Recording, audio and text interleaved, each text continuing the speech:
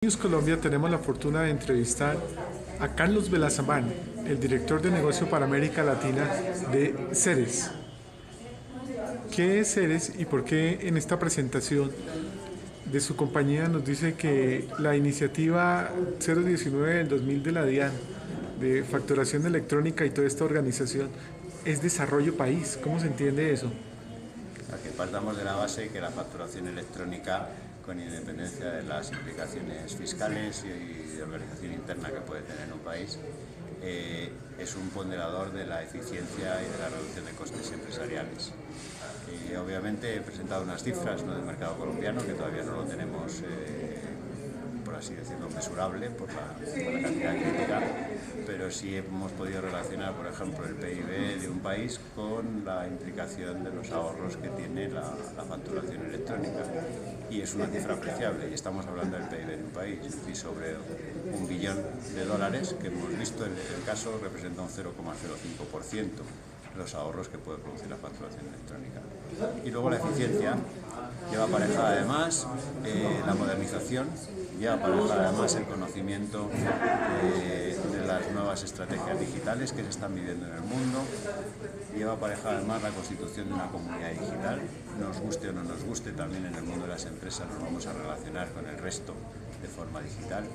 Esto creemos que es un ponderador de la situación de un país, de cualquier país. Y en este caso, en Colombia, en otros aspectos, es una sociedad muy avanzada en la parte tecnológica, mientras que en la parte de facturación electrónica y intercambio electrónico de documentos no está, digamos, en un nivel en el que yo creo que debería estar. Por lo tanto, va a ser un ponderador de su eficiencia a nivel global.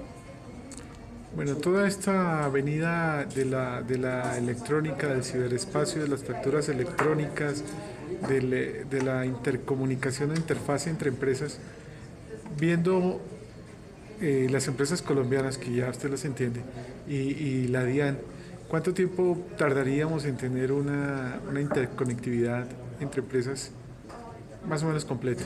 ¿Y por dónde van a empezar? Bueno, vamos a ver, aquí hay varias formas de hacerlo, ¿no? Si DIAN empieza a regular obligatoriedades, lo vamos a tener enseguida. Pero no creo que sea el método adecuado, ni creo sinceramente que es lo que va a hacer. Si bien DIAN está preveyendo la masificación a través de contribuyentes obligados, con independencia de los que voluntariamente se quieran adherir, pues el tiempo es muy difícil de estimar. Yo le pasaría la pregunta a los empresarios colombianos: ¿cuánto tiempo más vais a seguir sin aprovechar estas ventajas? ¿Por qué vais a esperar a que la agencia tributaria os obligue? ¿Por qué? Pudiendo objetivamente reducir costes y aumentar vuestra eficiencia. ¿Por qué estamos aumentando la eficiencia en Colombia en maquinaria o en transporte o en otra serie de cosas y no estamos aumentando la eficiencia de nuestras empresas en estos aspectos? ¿Por qué estamos cargando con unos gastos innecesarios que no forman parte de nuestro foco de negocio? Esas son las preguntas. ¿Cuánto tiempo queréis estar así? Pues esa es la solución. Ahora, por ser un poco más concreto, creo que a partir de la fecha de hoy, en unos 2 años, estaremos en una situación en la que esto ya será bastante más habitual, dejará de ser noticia. Y probablemente la única información que recibiremos es que cíclicamente el volumen ha aumentado, los contribuyentes han subido, etcétera. Es decir, ya habrá una información de seguimiento. Hoy por hoy es una noticia por la novedad.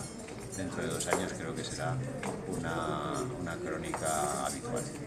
Bueno, hablando de costes y estrategia para superar esa transformación, ¿cómo yo puedo soltar la información?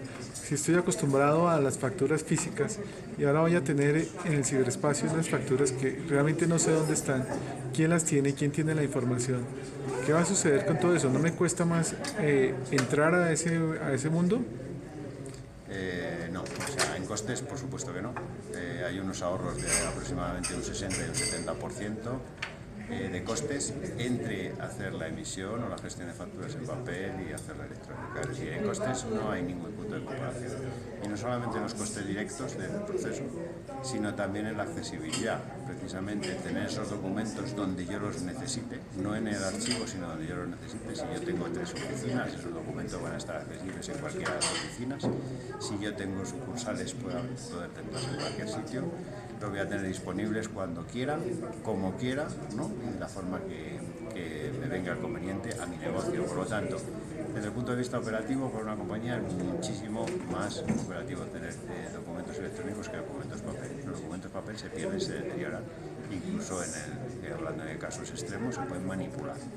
Un documento electrónico, por sus propias características, no se puede manipular, no se deteriora con el tiempo, no se borra y además tiene suficientes características de seguridad como para que nos permita confiar en él.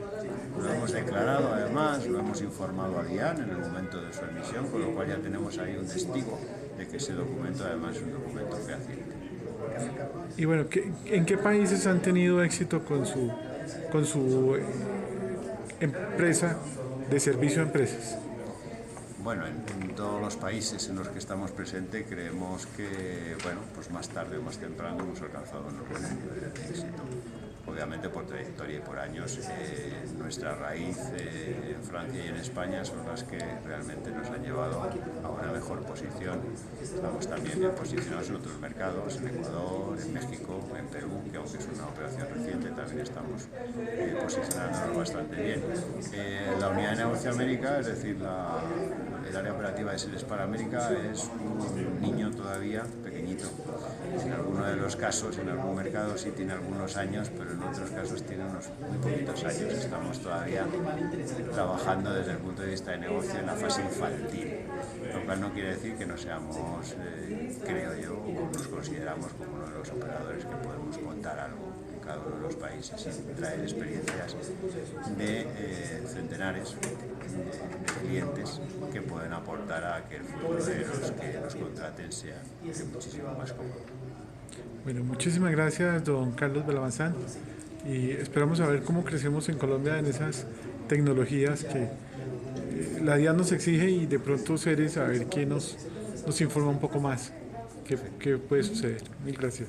Muchísimas gracias, ha sido un placer compartir ese tiempo con vosotros.